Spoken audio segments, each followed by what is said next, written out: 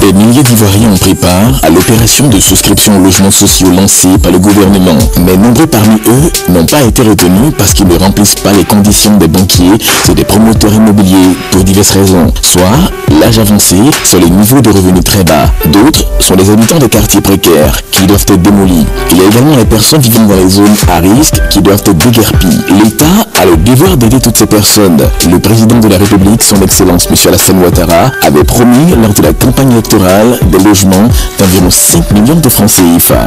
Pour toutes ces raisons, le ministère de la Construction, du Logement, de l'Assainissement et de l'Urbanisme a été instruit à l'effet de trouver une solution pour toutes ces populations défavorisées. Le ministère de la Construction, du Logement, de l'Assainissement et de l'Urbanisme a pour cela lancé un projet pilote sur 4 sites dans le district d'Abidjan, précisément à Bobo-Biabou 2, Benjerville dans Djoumen, à Diopodomé km 17 et Songon-Kassamblé.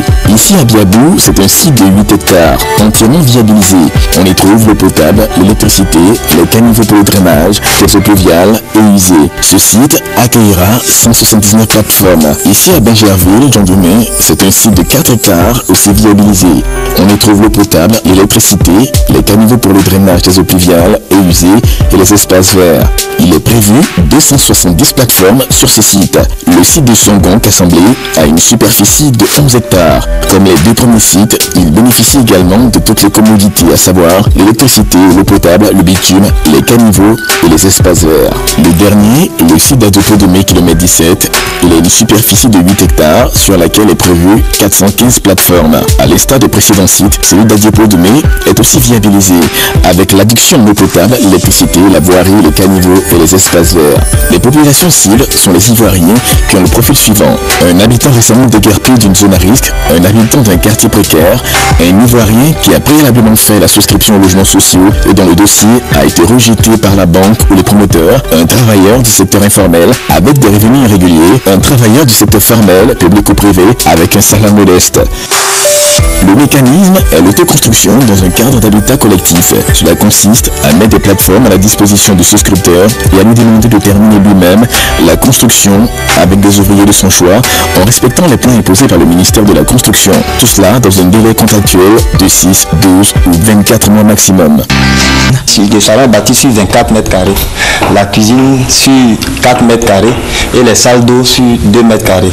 Les chambres sont bâties sur 13 mètres carrés et 12 mètres carrés. La cour, elle est bâtie sur 29 mètres carrés. Il faut dire aussi que sur ces cités, l'État a pensé à presque tout ce dont la population peut avoir besoin comme infrastructure. La forte demande des Ivoiriens témoigne le succès de ce projet. Le gouvernement a donc approuvé sa généralisation sur toute l'étendue du territoire pour aider les économiquement faibles. Le gouvernement compte donc sur votre engagement et votre détermination à participer pleinement à ce processus en offrant un toit à chaque Ivoirienne et à chaque Ivoirien. C'est donc sur cette note de confiance et d'espoir que nous procédons au nom du président de la République, son Excellence M. Alassane Ouattara, au lancement officiel de la production à grande échelle du programme de lotissement LEM, donc le lotissement à équipement modéré. L'objectif, c'est de faire en sorte que nous ayons de plus en plus de LEM de manière à faire face aux besoins de notre population et que chacun puisse se loger décemment. Madame la Première Dame Dominique Ouattara a procédé au lancement officiel de la souscription au LEM. À cette occasion, elle a fait don de 5 logements tout équipés aux familles pour qui ce programme a été pensé et mis en œuvre, c'est-à-dire celles qui sont dans les zones à risque.